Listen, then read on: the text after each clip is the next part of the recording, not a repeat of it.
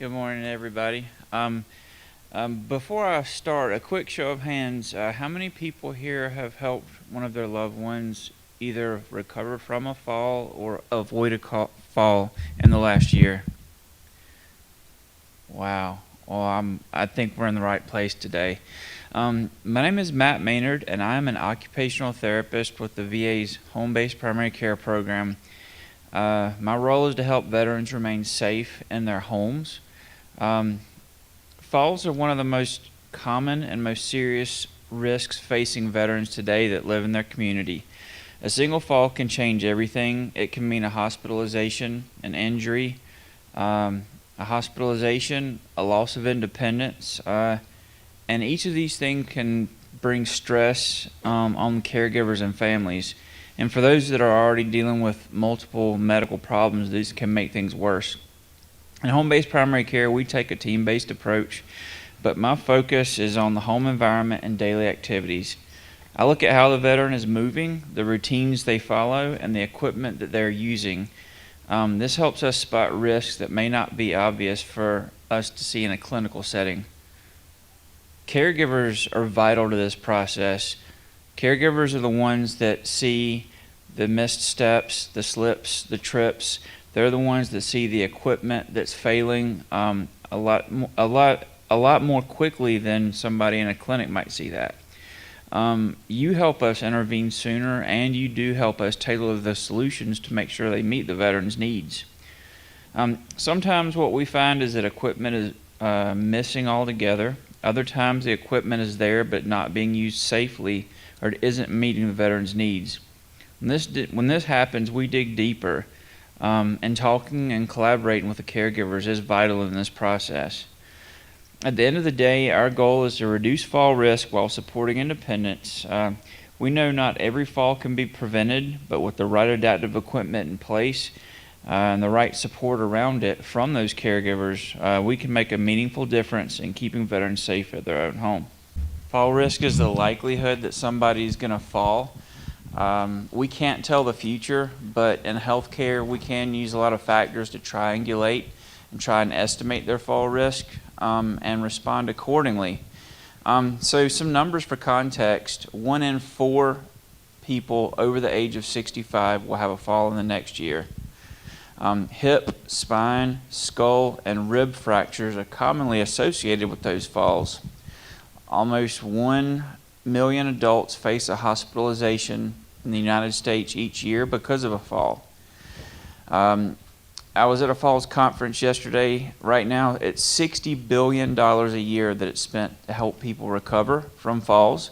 And it's estimated that by the year 2030, $100 billion each year will be spent trying to help people recover from falls. You know, these stats are real, and these can really change life events altogether. So we do put a lot of emphasis on prevention. So each member of the healthcare team collects information to help us identify risk for these individuals. It might include standardized assessments like the timed up and go or other similar tests where we record scores. When you think about falls in your home, what comes to mind? Is it your veteran's health or balance, or is it more along the line of clutter and pets in your hallway? As an occupational therapist, we measure things like strength, reaction time, cognition, and speed. These are things called intrinsic factors that are specific to the veteran. We also address things in the home like entry points, clutter, throw rugs, pets, and lighting. These are things in the home environment that can increase risk, but they're external to the veteran, and we call those extrinsic factors. Based on our assessments, we take a variety of approaches. Education is one of the first things that we do. As a fresh set of eyes on the environment, we may be able to point out things that pose risks that you may not have ever considered. The location of a dog water bottle on the floor, a dark hallway, the location of commonly used items in the kitchen. We look at exercise and physical activity. These are things that people commonly associate with therapists. If you have one of those exercise papers on your fridge that's collecting dust, I might be the one that gave it to you that's there. Be thinking about doing your exercise. But as OTs, we focus a lot on rehabilitation. That said, a lot of people might not be able to fully recover. They might need some additional help. So we do accommodate with equipment that might take the form of environmental adaptations or adaptive equipment. And on the next slides, Lord willing, the next slides, it's okay, yeah. In the next slides, we'll be talking about that. So now, I want you guys to close your eyes and think about if, and this will be easy because you have no visual cues. So close your eyes, think about if you had a house guest tonight and they were to come over and in the middle of the night they're getting up to go to the bathroom or they're getting up to sneak a midnight snack in the kitchen. What are they going to catch their toe on? What kind of things could you be doing to help that person avoid falls? Be thinking about that because you might be able to take some thoughts from this today and be able to go home and make some modifications. So that's an environmental modification. When you move things around, clear throw rugs, different things like that. And it starts with an assessment that occupational therapists might provide. And it may include small projects like installation of a grab bar, removing a throw rug, but it also might be a larger project like a bathroom remodel, non-slip mats or things like that. And it could also include tips for you to rearrange things in your home like putting a phone beside your bed, putting a nightstand beside your table, just clearing pathways and opening up pathways. As an OT, my first role starts with education. It's my responsibility to bless caregivers and veterans with the knowledge so that they can make informed decisions about their health care and make understanding about changes in their life. Every family has different goals, values, and priorities. So for that reason, my start is to empower veterans and their families with information so that they can make good decisions. It can be a major life event for someone to start using a wheelchair or start using a hospital bed because that's symbolic of a larger change. And some people view that as giving up independence. So we never take those discussions lightly. The second is selection and appropriate use. As an OT, we're responsible for staying up to date on the latest equipment trends. That includes understanding what they're marketing on the TV during the day, the walk-in tubs, the up walkers, the newest pedal exerciser. And we have conversations with our veterans and let them know, hey, is this a marketing gimmick or is this something that really could help you? And the third thing is training veterans and caregivers. And I do value collaborating with caregivers because the caregivers are the ones that can be there to reinforce that education, to lock those wheelchair brakes, to remember to charge that power chair, to remember to use that adaptive feeding equipment. And you guys really drive those points home. So on the next slides, we will review some of the more common types of equipment. And these are some basic items. This is not a comprehensive overview of all the equipment the VA offers, but do check with your primary care team. Do check with prosthetics, physical medicine, and rehabilitation services, and they can let you know what kind of equipment and services they can set up for you. Show of hands, has anybody in here tried to convince your loved one to adopt use of a piece of adaptive equipment and it didn't go well? Okay, it seems like, yeah, so it seems like that's a trend. Doing that takes a little bit of grace, dignity, and patience, but you do it because you care about these people that you love. One of the things that, as an occupational therapist, when I come up to somebody's home, a lot of times I'll see that they have steps or going into their house. So a lot of times for somebody with a mobility impairment, we might be considering use of a ramp. And that makes sure that the person can get in and out of their home safely for things like healthcare appointments, but also it makes it easier for them to get out for church and the things that add value to their life. They're steady and they're sturdy, but they can be moved if needed.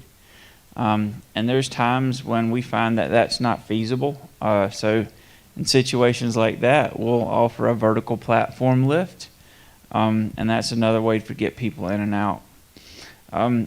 Keep in mind that although these pieces of equipment are issued on private property, as a federal entity, we do follow the ADA guidelines. So this might mean that a ramp is a little bit longer or angled a little bit differently than something a church group might have built for you.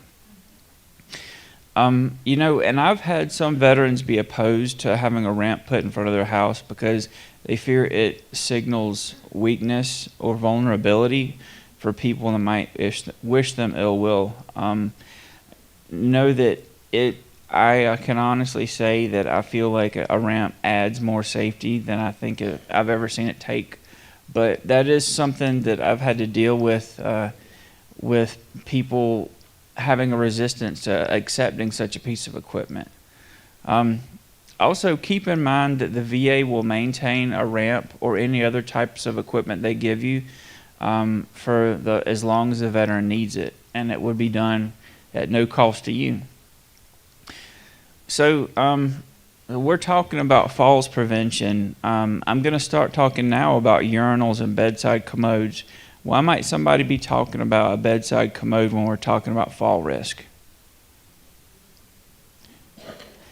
When you're running to the bathroom for that photo finish, it can really get you in trouble. You can catch your toe. So to be able to have something near your bed if needed, to be able to have something to steady yourself on in the bathroom in the middle of the night, that is something that's really helpful. The VA offers a lot of different types of lots of different types of commodes and urinals and things like that. And urinals are available, and please know that they are for men. There's urinals for women. There's urinals that have a no spill function, so you don't have to spill it on the floor. Those can really be helpful. And know that the VA can replace your urinals if need be, because they do become old. And definitely being able to support people in their time of need. I know we were talking about urination before. A lot of times people might become dehydrated on purpose because they're afraid they're going to lose control of their bladder. When they do that, they're becoming dehydrated. Your blood pressure can change. You can get a urinary tract infection, and each of those things is associated with fall risk. So on the next slide, we're going to talk about the most dangerous room in the house. So where's a place you can think of where things are hard and slippery and you might be barefooted and possibly naked? Yes. The bathroom is the most deadly room in the house. That's where most of the falls happen. And being able to have your feet under you and feeling safe and secure there is really important. The VA offers a lot of different types of modifications for your bathroom. One is the Home Improvement and Structural Alterations Grant. It's anywhere from $2,000 to $6,800 towards a bathroom remodel. I know that doesn't go really far today because that amount was set in 2015. Hopefully they're going to be changing that soon. But a lot of times it can help people convert their tub into a walk-in shower, which can help with hygiene, and it can ultimately help with safety. And note that this is a one-time option, and sometimes for veterans that can't afford the additional amounts, sometimes we partner with Habitat for Humanity, local church groups. That can really be helpful. And for times when, a whole bathroom remodel is not needed, the VA does offer grab bars. You can have them mailed to your house if you have a handyman. But if you don't have somebody that can install it safely, or you don't trust your supposed handyman, The VA can send somebody to install up to 2 grab bars in your bathroom at no cost. And that's just something you can talk to your primary care doctor about. And when we're talking about accessories for the bathroom, I'm coming back to grab bars. Does anybody here have suction cup grab bars in their bathroom? Please be careful. They can fail, and they will. Think about them as a paper umbrella. You're going to feel secure and safe until things are wet, and things can get wild really quickly. I've fallen when I was trying to use one before, and I didn't feel good about it. The VA offers lots of different shower chairs and benches. Every person is unique. Every bathroom is unique. Every need is unique. If you want to talk to your doctor about your bathroom needs, think about bringing some pictures and some measurements. That can make sure that nobody has to take any guesswork about what kind of things you need in your bathroom. And a lot of these things the VA has at the VA, and some things for specialty items they need to be ordered. Walkers are another common item. Imagine, if you will, there's Walker Texas Ranger on the screen. But walkers are another thing that are offered for fall prevention. So VA offers a variety of different types of walkers. I see one here. You got a rollator. There's a lot of ones that meet different needs, some with wheels, some without, some with brakes, some without, some with seats, some without. Some are wider, some are taller, some are brown, some are red. There's lots of different kinds, and definitely they want to make sure you feel safe and secure. And walkers with brakes and seats on them are good for people that can remember to lock their brakes. If your loved one might forget, it might be best for them to think about a standard type of walker. The VA offers walking canes, a variety of different types. I've seen some really cool wooden canes in here, a couple of different places. The VA does not offer those, but the ones that the VA does offer, they are adjustable and they can be fit to your need. The next topic is chairs. For power chairs, the VA offers power chairs to people that can't successfully propel a manual chair. Some questions I hear often: does service connection have anything to do with my ability to get a power chair? That answer is no. Another question I get from people is, how will I transport my power chair? A lot of times when the VA is setting you up with a power chair, they will look at how you're going to need to transport it. So sometimes we give a lift to those people. Sometimes we arrange for transport, but we definitely want to make sure that you're not trapped at home with your power chair. For manual chairs, we do offer stock chairs, but if you're using a wheelchair for more than 1 or 2 hours a day, think about getting a custom manual chair. They can be a lot more comfortable and suit your needs a lot more easily. The last chair I'll talk about is lift chairs. I'm asked often, does the VA offer lift chairs? The answer is no. That is not something that the VA offers. I know Medicare can help cover that cost sometimes, but that's not something that we can deal with. And another thing is hospital beds. The VA does offer hospital beds. Keep in mind that it can be a big change if you're sleeping in the same bed as your loved one, and then you have to switch to a different bed. That can be a heavy decision to make, but they are there to help you and make it easier for you to get in and out of bed. Okay. How many of you have had a scare recently when you weren't near your loved one when they got into a situation where you felt like they could fall? Okay. So we're on to alert devices. This is the last category of things we're going to talk about. And there's WARN alert devices. The VA offers a Liberty Alert. It is something that you can press a button and call for help. Yes, it's no cost to veterans, and they actually operate off of cell phone lines, so you don't have to have it attached to your landline. It has GPS, and you can wear it into the community. As a family member, if you want to set up additional features to track steps, track location, track the first movements out of bed, you can do that and follow that from your own phone. But that's something you need to set up on your own. And then the second type of alarm are placed alarms. These are things like bed alarms, door alarms, motion alarms. And these are for people that might get confused at night and try to get up and wander. And that can alert the caregiver where there might be a need. So that was a lot of information, and you might have seen some things here that make you very interested.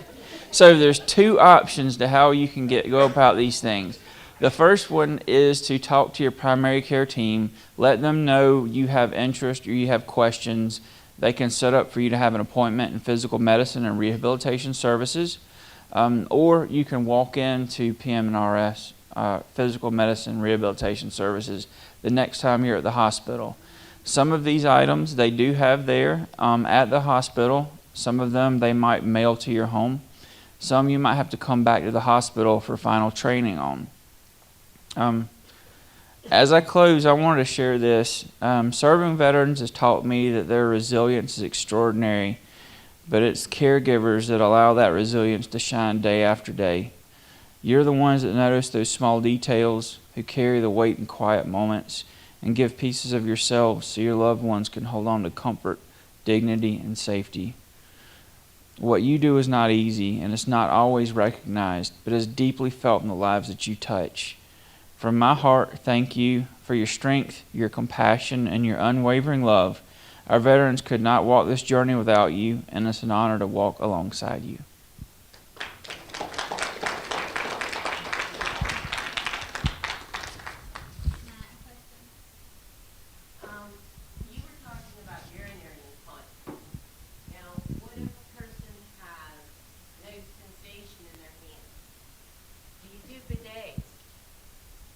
So you were asking if we do bidets. Yes, we do bidets. And that's for people, and it's definitely can be helpful for people that have difficulty cleansing themselves after a bladder or bowel movement. The VA offers a lot of different types to meet a lot of different needs. But yeah, that is something that is covered. Thank you. Another question. You mentioned the HISA grant. There's also two other grants that also are available. Yes, the different grants in addition to HISA, there's a specialty adaptive housing grant, which is considerably larger, and special housing adaptation grant, which are larger.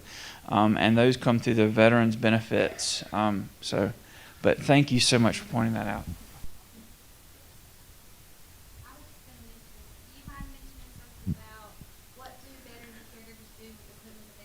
Yes, for veterans that have equipment that they no longer have need for, the VA does not take equipment back.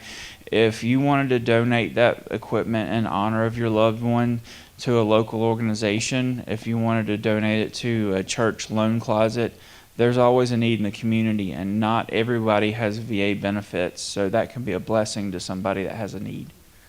Thank y'all.